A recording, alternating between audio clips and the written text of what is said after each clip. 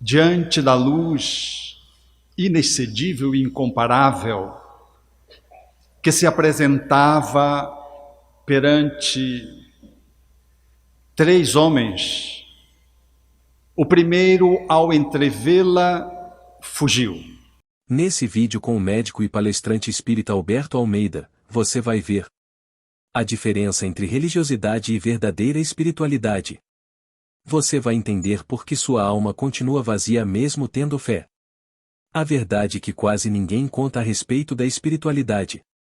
Por que você pode estar confundindo religião com espiritualidade? E vai entender por que você ainda não encontrou a paz. Assista até o final e se inscreva no canal para ajudar a divulgar essa mensagem de luz. Diante da luz inexcedível e incomparável que se apresentava perante 3 homens, o primeiro, ao entrevê-la, fugiu. O segundo, diante da claridade deslumbrante, fechou os olhos e colocou as mãos na face. O terceiro, em percebendo a luz, mergulhou nela. Essa tem sido a proposição ao longo da nossa jornada em face da claridade exuberante que nos convida a fazer a nossa escolha, ou fuga, ou negação, ou integração.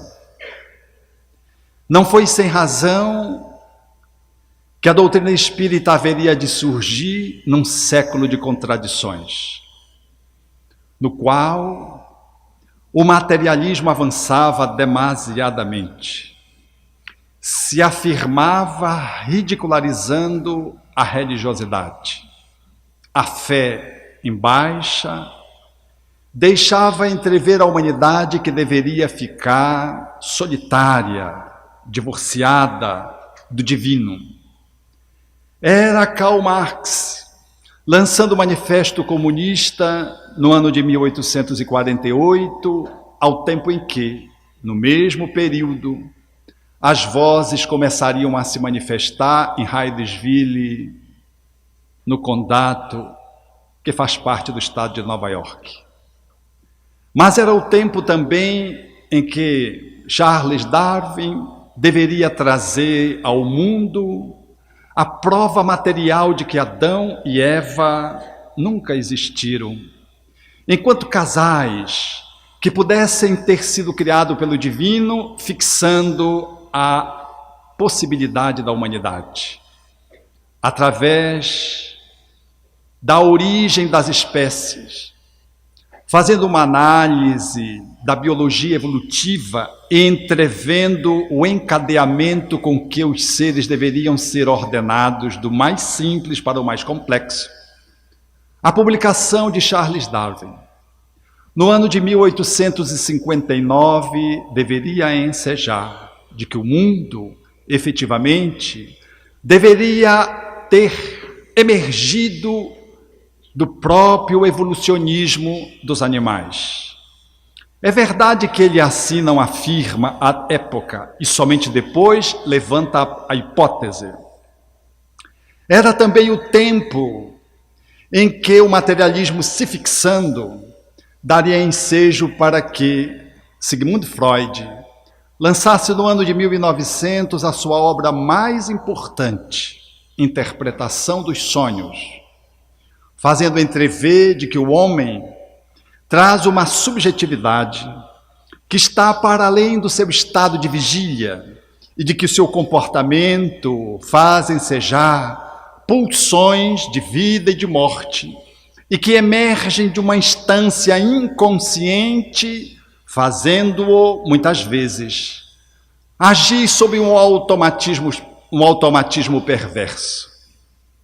Essas 3 grandes contribuições da academia, seja no âmbito social, seja no âmbito biológico, seja no âmbito psicológico, entreteciam o mecanicismo, o materialismo e necessariamente o ateísmo. Foi nesse movimento cultural que, curiosamente, o Espiritismo deveria emergir com a contribuição dos espíritos imortais, quais estrelas que deveriam cadentes descer à Terra, e ensejariam ao insigne codificador, professor Rivaio, agora cognado como Allan Kardec, a publicação da primeira obra espírita. E numa contradição severa, ele começa a obra tratando de um aspecto que envolvia a religiosidade, que é Deus. É um paradoxo que Humberto de Campos haveria de afirmar, que resultou do encontro de Jesus com Rian Hus, no qual Jesus solicita ao discípulo fiel que ele pudesse pontificar na terra um novo pensamento, fazendo ensejar que os corações se elevassem e que as almas pudessem estar reconectadas à transcendência, ao divino, e que, portanto, ao invés de iniciar com uma questão puramente material, ao invés de se debruçar trazendo um aspecto profundamente filosófico ou estritamente filosófico, ele deveria trazer a perspectiva da manifestação da religiosidade e, nada obstante, fizesse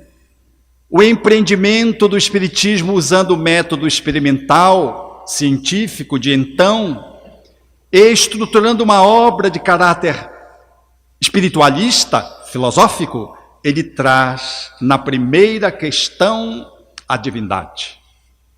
É, por assim dizer, um desafio, porque qualquer um minimamente informado à época deveria dizer que a obra deveria ser abortada, porque se a religião estava em baixa, se a fé estava remetida aos porões da superstição, e a razão ganhava um trono, fazendo da posição de rainha do saber, era natural que a divindade não devesse comparecer enquanto manifestação que pudesse trazer um viés de natureza religioso.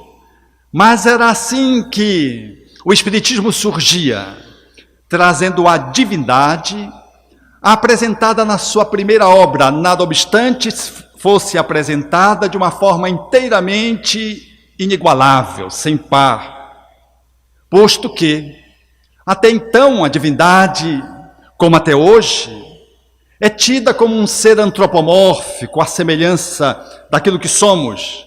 E Allan Kardec deveria postular de que Deus estava para além do humano, e não se tratava de uma pessoa perfeita, era algo, alguma coisa, e por isso a pergunta já inicializa a obra falando de quem era o repórter, que dialogava com os espíritos, trazendo a tradição oral grega na sua expressão mais profunda, que é Deus.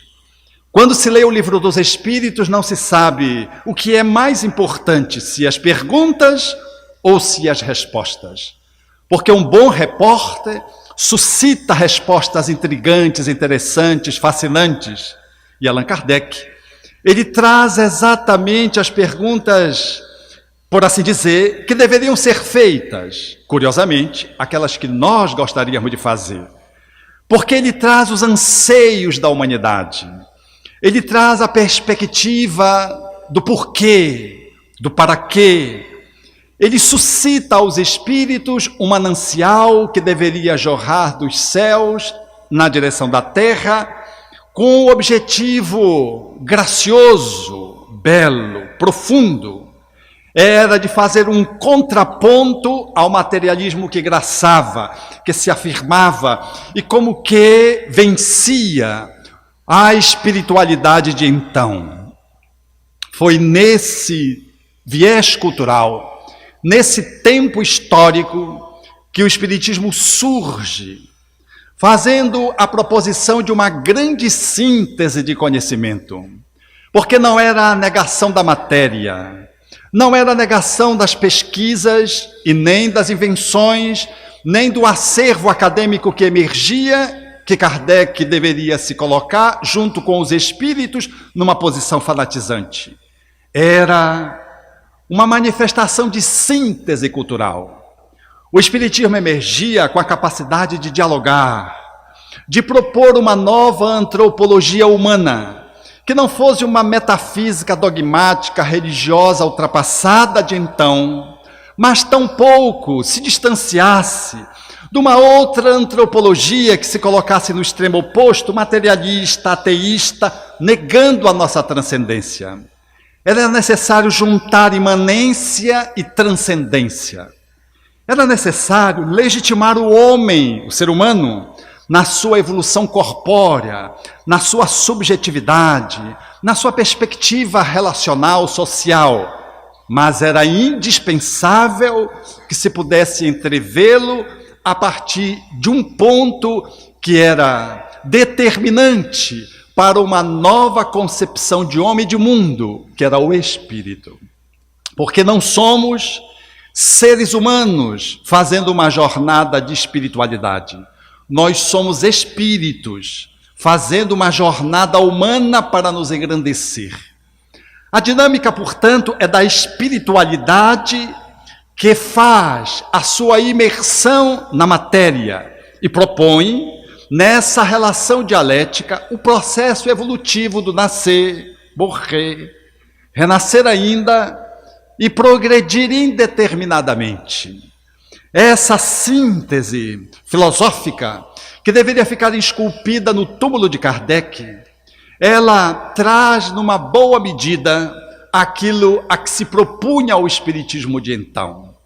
Diz o espírito André Luiz, de que efetivamente no livro que estabelece uma análise, notadamente das questões humanas mais intricadas no mundo maior, ele diz que o mundo precisa efetivamente considerar de que quando o Espiritismo vem, ele traz uma visão do universo para as percepções acanhadas da Terra, mas de que fundamentalmente o seu objetivo era propiciar que a Terra pudesse edificar dentro de si um reino, a fim de que ela pudesse se encaixar na grande realidade universal.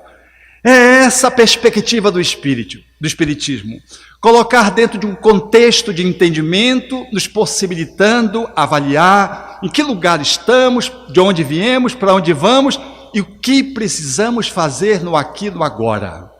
Assim, o Espiritismo deveria cumprir o seu papel enquanto propósito de que o Espiritismo era fundamentalmente importante para a humanidade, tanto quanto o espiritualismo. Mas diz Emmanuel na introdução de O Livro Nosso Lar, de que o mundo precisa mais de espiritualidade.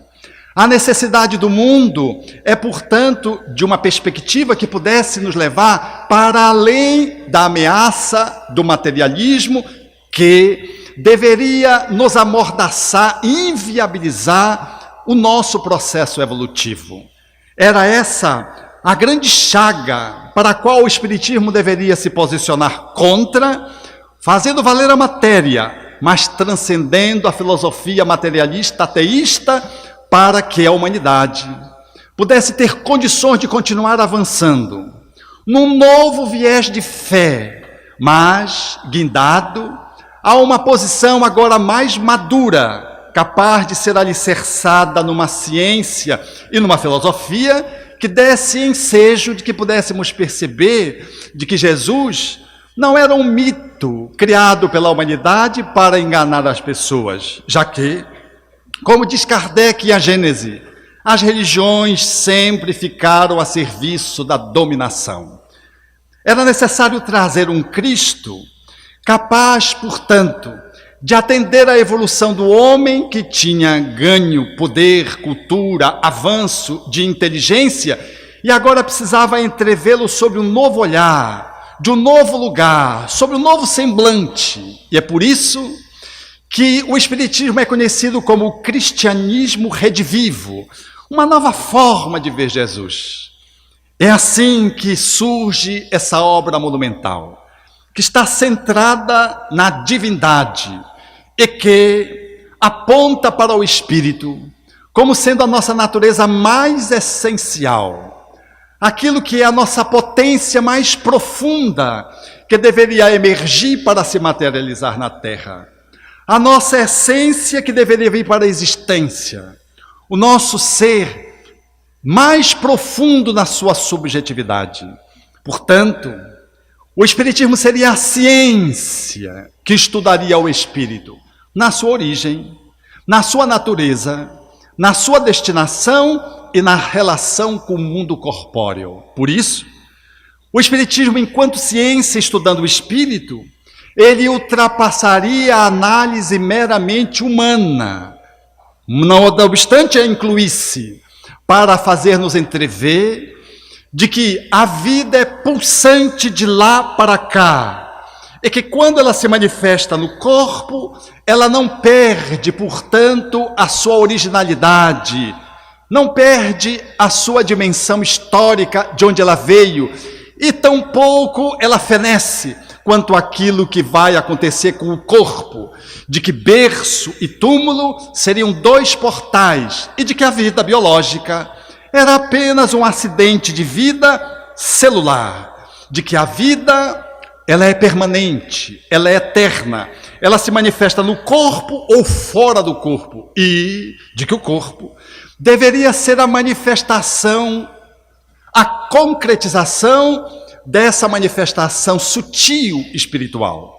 Assim, traria o Espiritismo esse novo olhar de vida, concebendo espiritualidade como a base fundamental para que pudéssemos nos movimentar na Terra, sem nenhuma pretensão de negar a ciência, negar as filosofias e tampouco substituir a religiosidade de então e aquelas que adviriam, porque o Espiritismo, ele traz na sua base exatamente os pontos que formulam as religiões: Deus, a imortalidade da alma e a vida futura. Mas ele guarda esses princípios numa articulação pedagógica, estratégica, inigualável.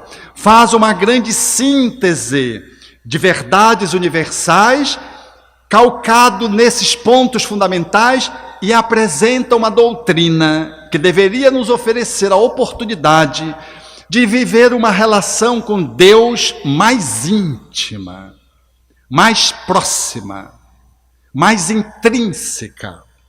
Porque até então, os seres humanos deveriam ter experimentado uma relação com o divino burocratizada, com intermediários, com aqueles que mediariam o divino em relação às pessoas, sem muitas vezes ter a categoria para se colocarem nessa posição, sem ter uma autorização, sem ter de modo algum uma senha que lhes pudesse dar a autonomia de autoridade moral para ser alguém que nos apresentasse ao divino ou trouxesse uma fala do divino para aquele que é o seu filho. A proposta espírita é diferente. Ela não só não deveria substituir o paradigma materialista, negando a espiritualidade, deveria trazer uma espiritualidade onde o filho e o pai maternal deveriam restabelecer uma relação direta, onde o filho se lança para os braços do pai sem nenhum intermediário, se projeta no regaço da mãe paternal, Deus, sem nenhuma necessidade de alguém que lhe viabilize necessariamente isso. Portanto, o Espiritismo traz uma perspectiva de espiritualidade que rompe com o culto externo.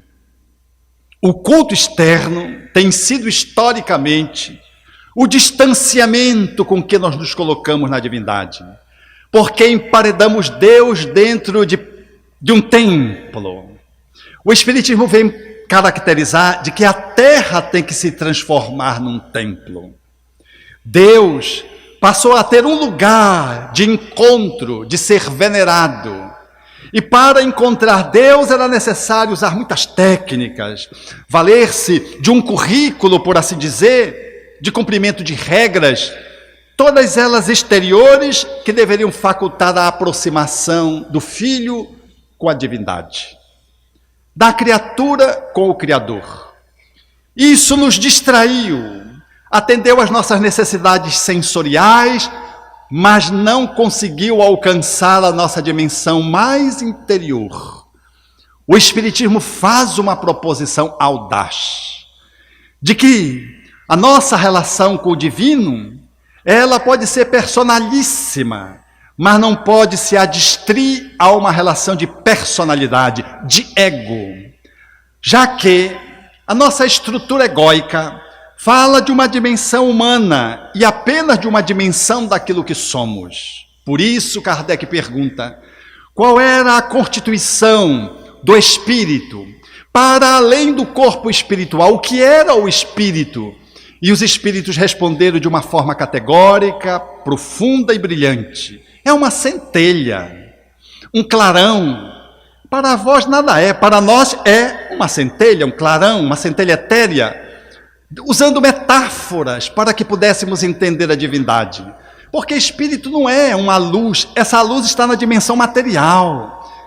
Claridade, a condição do espírito quanto luz, na metáfora, está muito além desse horizonte material, palpável, adstrito a ondas, a partículas, que a física moderna conseguiu alcançar, está muito além, mas era necessário dar uma imagem, fazendo-nos entrever de que a nossa qualidade se assemelhava a essa luz, a luz do sol, a claridade, para dizer, portanto, de que não éramos uma coisa, não éramos matéria propriamente dita. Essa relação faz-nos entender a assertiva bíblica de que Deus nos criou à sua imagem e semelhança, fazendo-nos, portanto, perceber de que nós somos claridade, como claridade seria o divino, nessa metáfora de compreensão. De que Deus não era como nós o fizemos, a nossa imagem, criando um Deus antropomórfico, que vê, que seleciona, que escolhe, que tem um povo que tem predileção, que escolhe a mim em detrimento do outro. Porque quando eu saio na rua pedindo para não ser assaltado, eu estou rogando a proteção para mim. Mas quem vai me assaltar? Eu oro por quem vai me assaltar? Não. Parece que o outro não é filho do divino. E diante de uma circunstância, eu ou você, quem você escolhe? Eu primeiro, eu por segundo e eu por terceiro. Você quiçá, se tiver uma chance na quarta possibilidade. A nossa relação, portanto, ela ficou muito adstrita a uma manifestação de personalidade, ao ego. Nós somos para além disso. O olhar de espiritualidade que o Espiritismo deveria nos oferecer, portanto, era de que nós fomos criados à semelhança do divino e somos da sua mesma qualidade. A nossa gênese está imbricada com ele. Nós somos centelha etérea. Como seria o divino? Que Allan Kardec define apenas uma comparação, porque diz-nos que nós não temos a sensibilidade para perceber a divindade.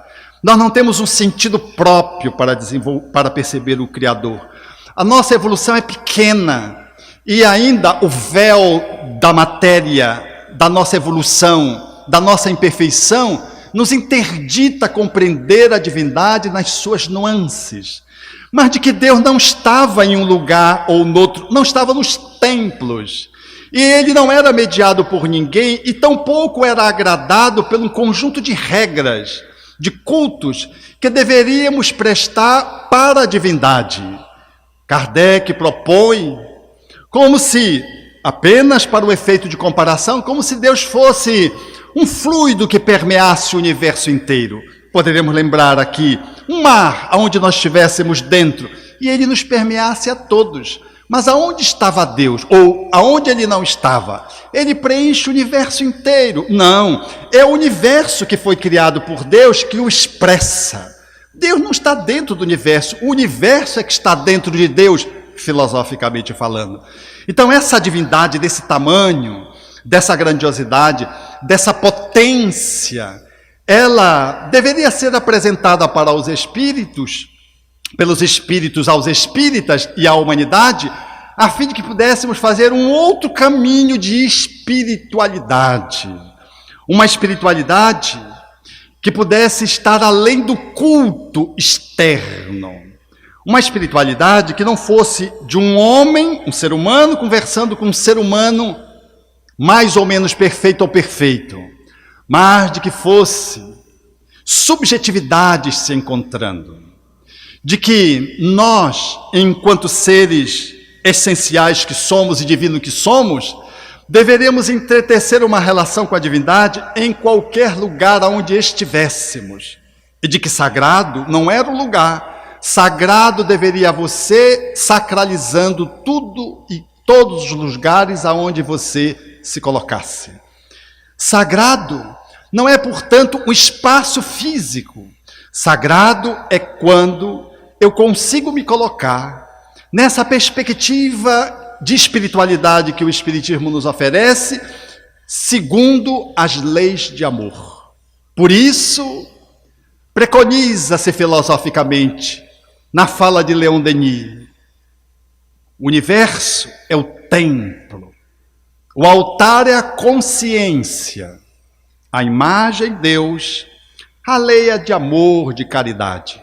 Fazendo-nos entrever, portanto, de que está tudo fora do conjunto daquilo que pudéssemos avaliar enquanto coisas, matérias.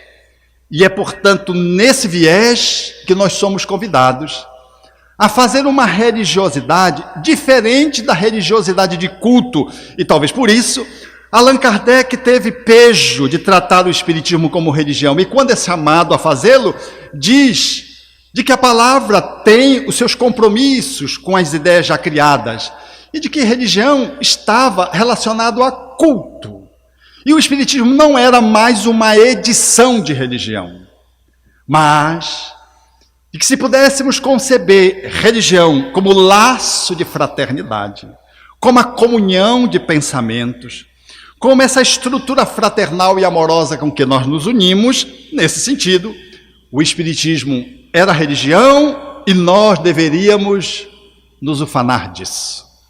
Querendo nos dar, portanto, a perspectiva de que essa perspectiva de espiritualidade era trazida por uma doutrina que trazia o viés de uma religião natural, conforme as leis da natureza, cósmica, porque não pertence à Terra, pertence ao universo, dinâmica, porque não é uma religião de contemplação, é uma religião de ação reflexiva.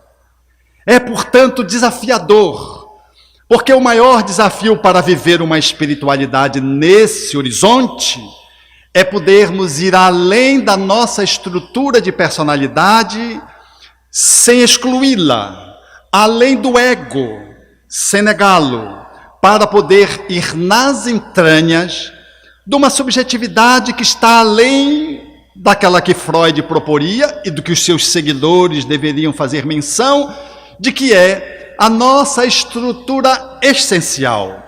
Aquilo que alguns espíritos tratam como Eva Pierre Racos de eu superior. Que Jesus, fazendo menção à sua cultura, dizia, vós sois deuses, como deuses, com D pequenininho. O que eu faço, vocês podem fazer e muito mais. Self, nessa linguagem metafórica do eu superior, trazida por Jung, ainda que pobre, não alcançando a visão do Deus que Jesus trouxe. Essa visão, portanto, que incluiria as leis da natureza, esse olhar de espiritualidade que inclui não só a imortalidade, mas a reencarnação, o progresso, a lei de causalidade, causa e efeito e a mediunidade, deveria nos convidar a fazer um nexo com a divindade, que estaria, portanto, num horizonte não físico, de que não era pelo corpo necessariamente, através de sacrifícios físicos, de mortificações orgânicas, de que não era por oferendas materiais que deveríamos nos aproximar do divino e agradá-lo.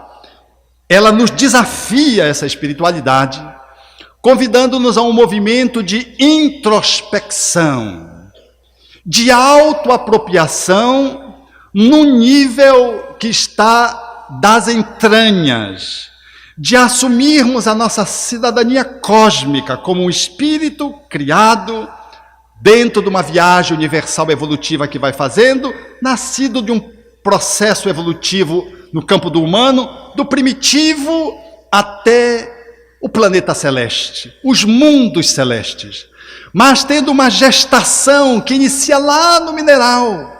Portanto, um olhar de um evolucionismo que está muito além de Charles Darwin, do átomo ao arcanjo, na questão 540 do Livro dos Espíritos.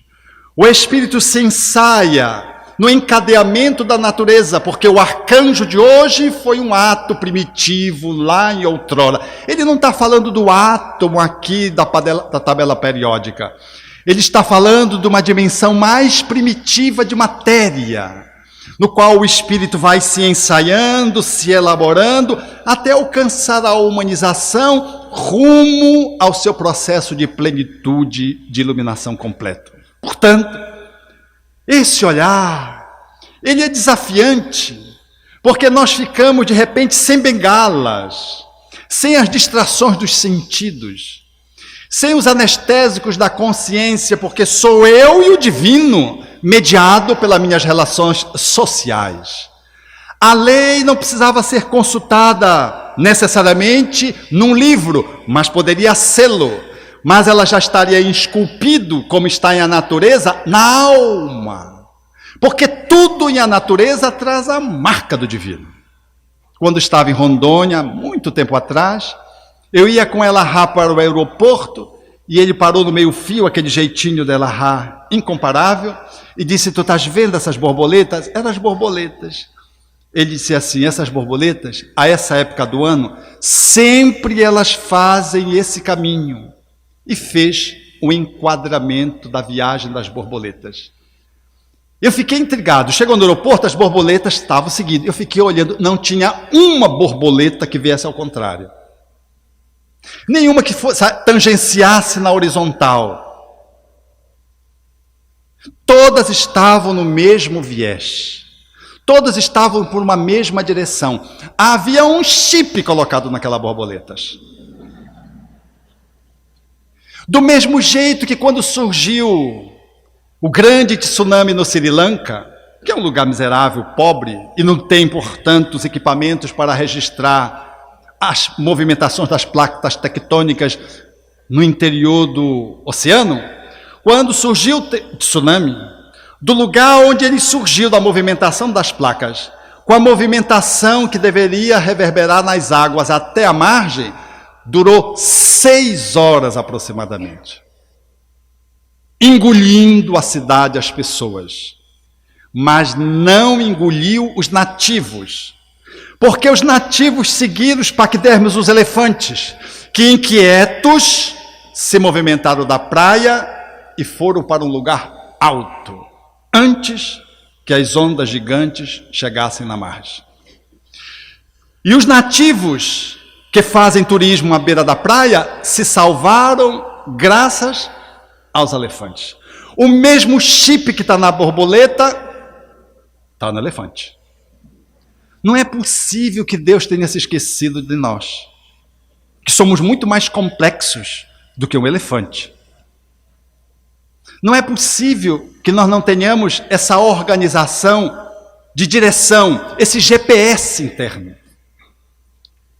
Por isso, os espíritos disseram a Allan Kardec que a lei está na consciência, está dentro de nós. Mas Deus é tão misericordioso que Ele botou dentro e botou fora.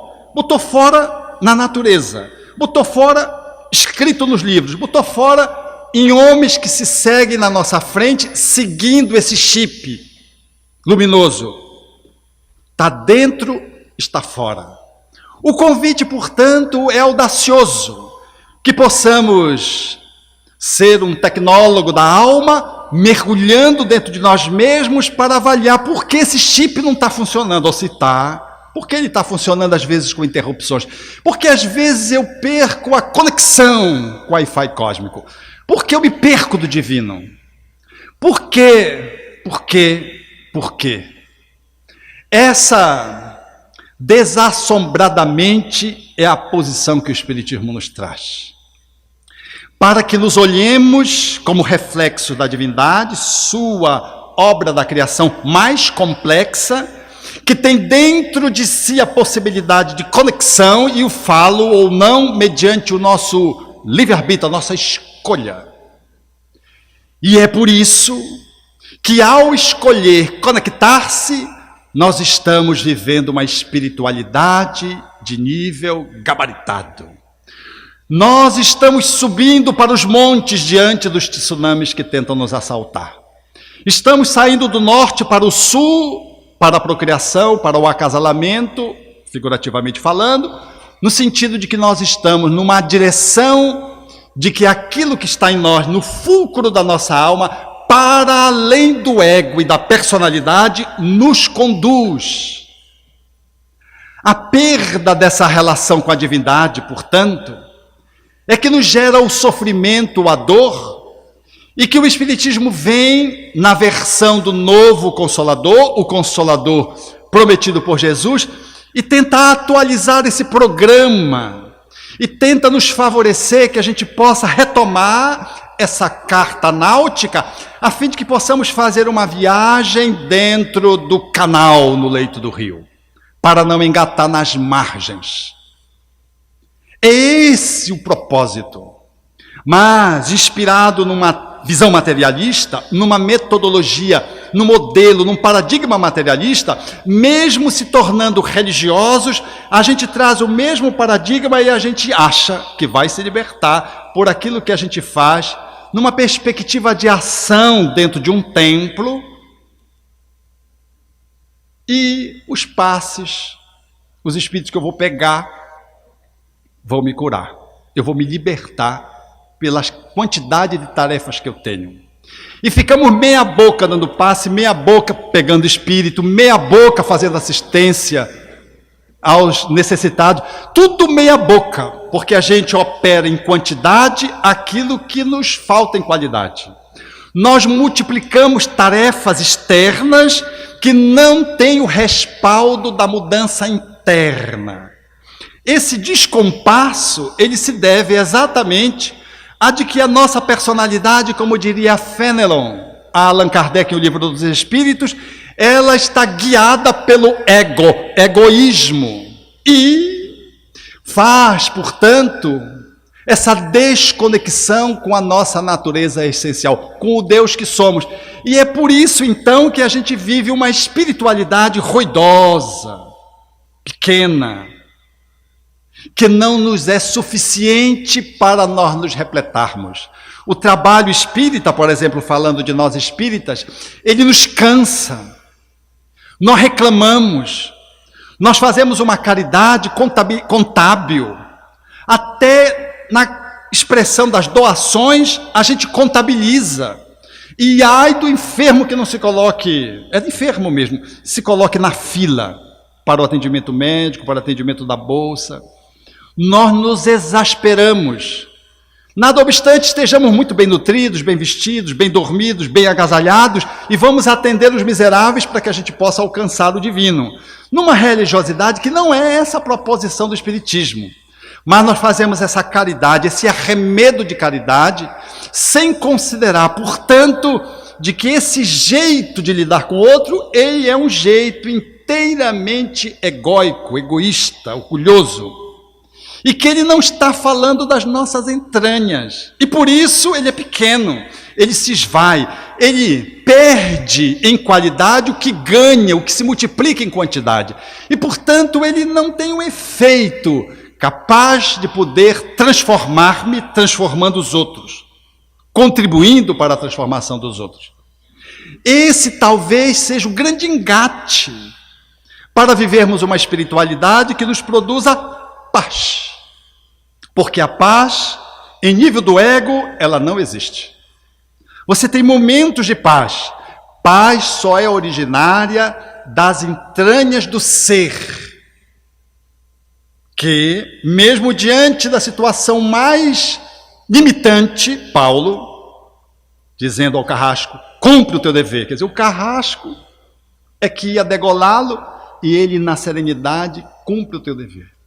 Ou os cidadãos que estão aprisionando Paulo, vendo Paulo preso, diz, quisera eu ser prisioneiro do Cristo. Porque Paulo estava mais livre do que aqueles que estavam cuidando dos limites de liberdade dele. Esse nível do ser mais profundamente considerado é que vai vitalizar a nossa expressão e vai dar ensejo de que o nosso ego seja o servo do Deus que somos, que vai permitir que a nossa relação seja divinal, posto que o ego, como se fosse uma cúpula de abajur, transforma-se transparente, deixando que a luz que somos possa se espraiar. De que espiritualidade que proporciona paz significa dizer que alguém, estando conectado nas suas entranhas com seu chip, consegue estar fazendo um movimento de expansão do seu ser naquela encarnação, ultrapassando o ego e fazendo que o ego estruturado possa dizer sim ao que o Senhor interno determina. Mas nós operamos numa cultura mundial ao contrário. A gente acha que vai ter paz se tiver um bom negócio, bom dinheiro, se tiver bastante prazer. Se nós tivermos, portanto, esses recursos externos que habitualmente nos escraviza, porque ele está no ego. É você que possui o dinheiro ou é o dinheiro que possui você? É você que tem prazer, esse prazer proporciona a felicidade, ou é o prazer que te aniquila diariamente? O vazio existencial vai se dando a despeito, como diz o Evangelho, de você juntar juventude, beleza, dinheiro, fortuna, prestígio. Tudo isso pode estar junto. Se eu estou no ego, eu estou aflito, eu estou no vazio, eu estou agoniado. E na agonia, tendo tudo, eu vou para as drogas para anestesiar a minha dor e me distanciar do sofrimento. Mas o sofrimento não está fora, está em mim, porque eu tenho tudo.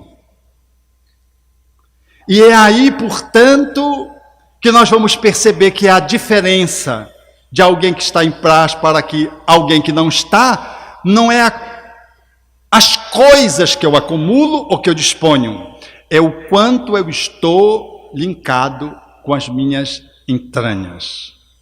O quanto eu estou conectado com o divino. Estar conectado com o divino não é estar orando, misticamente falando. Porque Jesus não repetiu uma prece.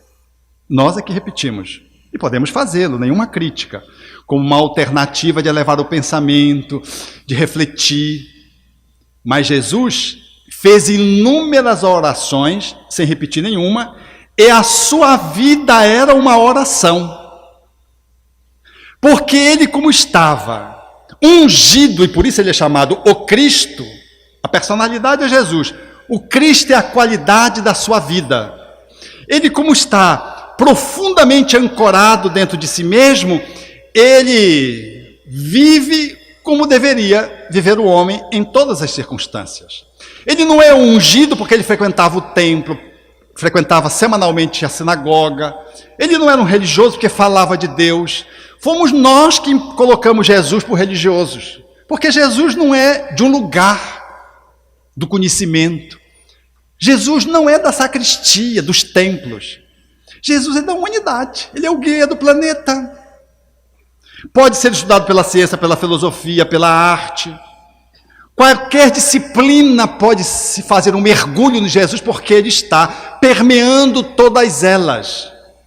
E quem vai se conectando consigo mesmo nas suas entranhas, está fazendo conexão com o Cristo interno.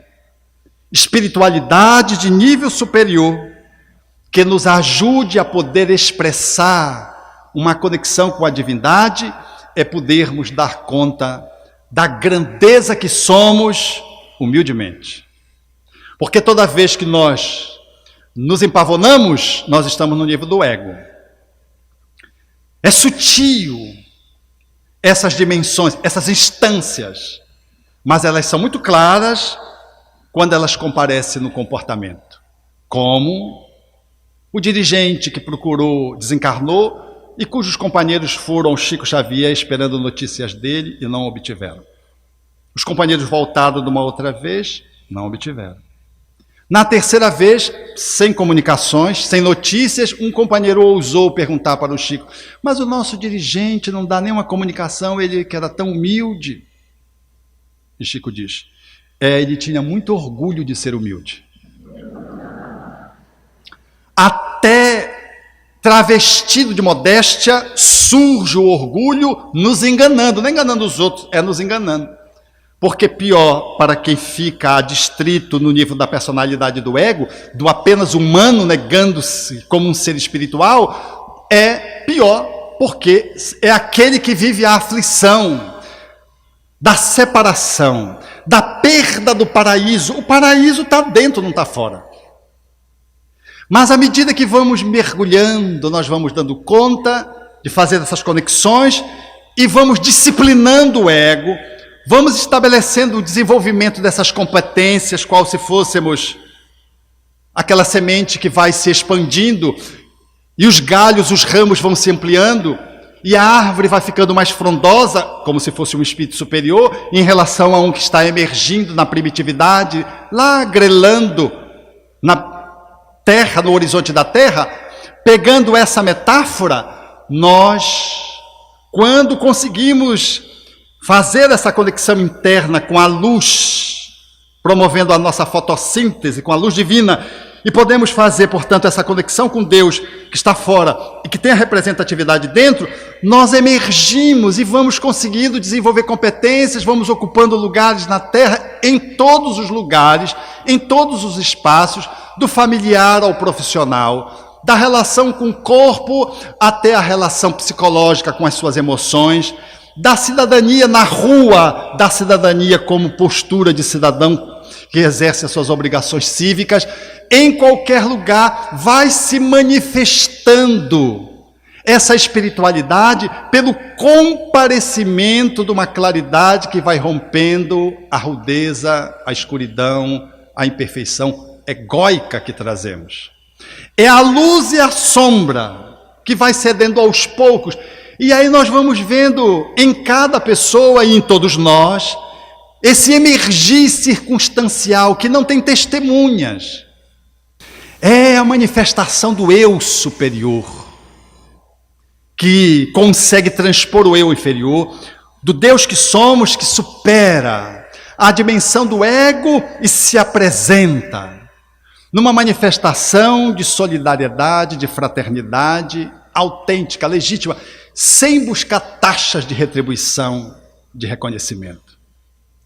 Essa proposição que se encaminha nessa direção, ela vai nos falando, portanto, de um convite para que possamos nutrir a paz desse lugar de autodescoberta, que Santo Agostinho nos propõe, dando o seu próprio exemplo, quando em O Livro dos Espíritos responde uma pergunta com 2 páginas, fazendo-nos um convite a essa autoanálise diária.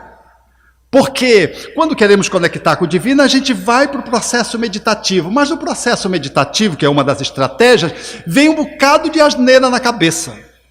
Aí disse, não, deixa passar, e não passa nunca. E a gente fica atormentado, não conseguindo meditar. Os espíritos vêm e assinalam de que estamos fazendo a meditação numa postura inadequada. O viés é o contrário. Nós não precisamos parar e começar a brigar com os pensamentos, com os conteúdos. Nós temos que inverter a posição, nós temos que nos conectar com a divindade para podermos fazer então da meditação esse acompanhamento sobre os conteúdos que deverão vir ser dissolvidos. Em outras palavras, diz os espíritos que tudo que você fosse fazer, você deveria fazê-lo como se estivesse ao lado de Deus, de você. Então, se você vai fazer as mínimas coisas, não são as coisas excepcionais, porque a gente pensa em Deus quando o avião vai cair, a gente pensa em Deus diante de um assalto, a gente pensa em Deus quando ficou desempregado, só quando tem desgraça. E pensa para pedir, para gritar por ajuda. A proposta dele é que no cotidiano, que nós deveríamos aprender a ser íntimo do divino. Quando a gente faz esse movimento, nós fazemos um exercício para além do ego, conversando com a divindade que nos criou, pelo viés da intuição e fazendo um movimento diário de aproximação com Deus. E a meditação, ela surge como um processo de refinamento. Porque não é a meditação que ilumina você, é a atualização dos conteúdos internos que de dentro para fora se materializam nas relações humanas. E também nas coisas, mas não são as coisas que nos transformam, somos nós que fazemos as coisas. As relações, portanto, de amorosidade, sociais, que deveríamos empreendê-las, deveríamos fazê-lo a partir desse diálogo diuturno com a divindade, nos aconselhando o que Deus quer que eu faça agora com esse filho? E o que Deus quer diante desse concurso que eu vou fazer? E o que Deus gostaria de me dizer a respeito dessa enfermidade que me assalta? É, portanto, fazer de Deus a companhia do dia a dia e não um dia ou um horário do dia para meditar procurando encontrá-lo. Como se nós marcássemos uma hora para encontrar Deus através da meditação. É inteiramente diferente, é ao contrário. Então, esse desafio, portanto, ele vai nos conduzindo para atitudes que vão nos trazendo mais familiaridade com o nosso interior e vão se refletindo numa amorosidade horizontal, trazendo a verticalidade da conexão com a nossa mãe paternal. E, portanto, a relação com o outro, ela vai debulhando aquilo que precisamos trabalhar nas nossas relações egóicas, humanas, personalísticas, mas a partir de uma qualidade e de uma instância diferente, tendo semblantes, portanto, que apontam para construções mais eficazes e mais felizes, porque o olhar, ele embute sempre uma espiritualidade de nível superior. Porque espiritualidade não é só saber que a gente é imortal, porque a gente, sendo imortal, a gente sai do corpo e continua matéria, numa outra dimensão. Vivemos um materialismo no mundo espiritual, qual vemos nas comunicações mediúnicas. Qual Kardec nos propõe em A Gênese, falando de que o mundo espiritual é feito de matéria numa outra dimensão. Então isso não resolve a gente só saber da imortalidade da alma e saber da reencarnação. É necessário operar mudanças.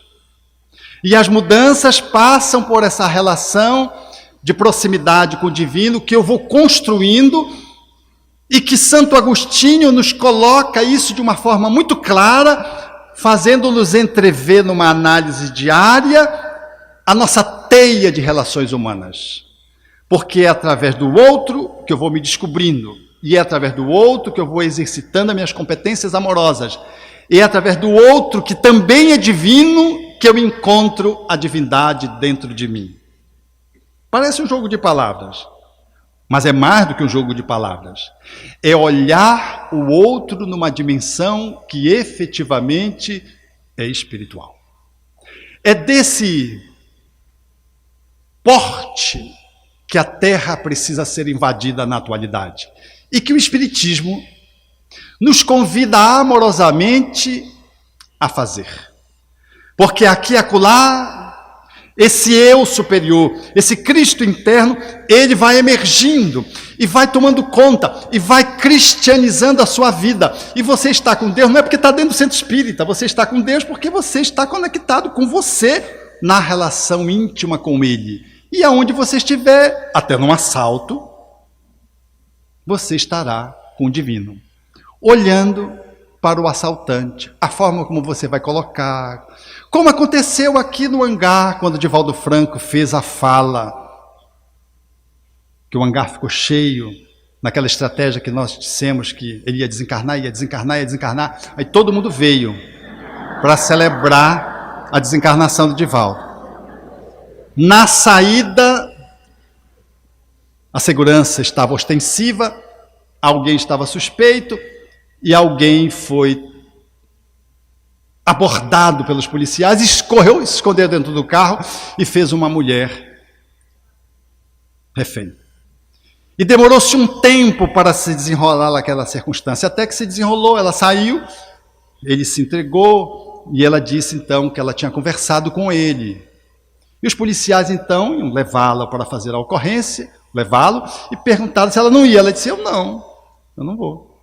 Mas se você não for, não vai acontecer nada. Ele disse, não, eu não vou, eu conversei com ele. Esse rapaz precisa ter nova chance. Porque o senhor for, ele vai ficar marcado, e ficando marcado, ele vai para o crime. Era uma professora, que saía de um evento espírita, agindo espiriticamente, conectado com uma espiritualidade superior. Foi capaz de fazer essa inserção, essa abordagem, no momento crítico. Ele estava armado. E foi levado. O que lhe garantiu depois, no dia seguinte, uma entrevista de tão inédito, deveria ser o comum, né? Mas é tão inédito que as emissoras de televisão foram entrevistá-la no dia seguinte. E ela, fazendo uma análise muito profunda, pôde dizer pelo que ela agiu daquele jeito. É assim, portanto, que nós vamos aos poucos atualizando o nosso potencial crístico, sem nenhuma preocupação de perfeição, mas de melhorar um pouco a cada dia. Pela fala e pela ação, como consequência de uma imersão interna que fala de uma explosão de integração com a divindade. Através da atitude ou através do silêncio. Aliás, eu quero fazer uma menção ao nosso Raul, fazendo um adendo à fala do nosso Haroldo Dias, de que o Raul passou a tocha. Raul não passou a tocha. Raul está conduzindo a tocha.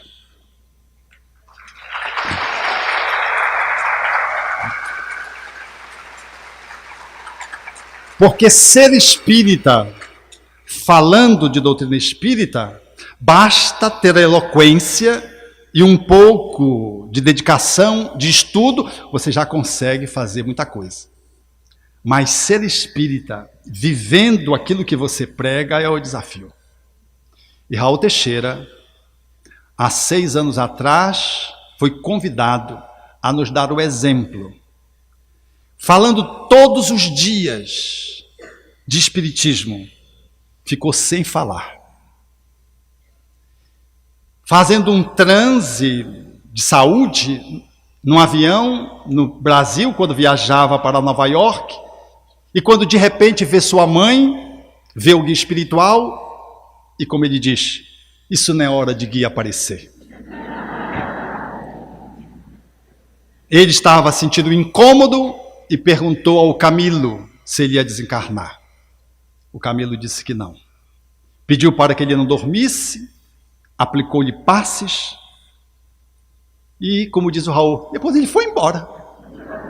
Mas ficou a mãe, uma má formação congênita no coração, naquele dia, fizera com que um pertuito pudesse se estabelecer e um trombo subisse para o cérebro e gerasse o acidente vascular cerebral grave, que deixou o Raul sem falar quase nada, balbuciando. E eu digo que Raul carrega a tocha, fazendo a pregação mais difícil, que é a pregação do silêncio. E carrega isso, eu posso dizer, sem nenhuma possibilidade de fazer nenhum confete, de que convivo com Raul na intimidade e não vi uma única vez o Raul reclamar. Ao contrário, disse-me, diante das pessoas que o abordam, eu disse, Raul, como é que você segura isso? Porque as pessoas pensam que ele pode falar. E ele, como diz, eu só não posso falar, mas eu entendo tudo, vejo tudo, ouço tudo. Aí eu disse, qual a virtude você está desenvolvendo? E ele disse, eu estou fazendo a Universidade da Paciência, segundo o Espírito Camilo. Então Raul carrega a tocha, conduzindo uma instituição no Rio de Janeiro, a Benemérita, o Remanso Fraterno, falando antes e exemplificando depois. Porque ser espírita na maré cheia é fácil navegar. Mas navegar no canal quando a maré está vazia, só para as almas dispostas a viver a paz de uma espiritualidade superior. E é isso que o nosso querido amigo Raul vem fazendo desde o primeiro dia que veio a Belém, que nós nos conectamos, servindo de exemplo, de modelo mais próximo, para que a gente possa, ajustando o chip que não fica bem, pegando aqueles que funcionam melhor na direção do nosso modelo e guia, que é Jesus.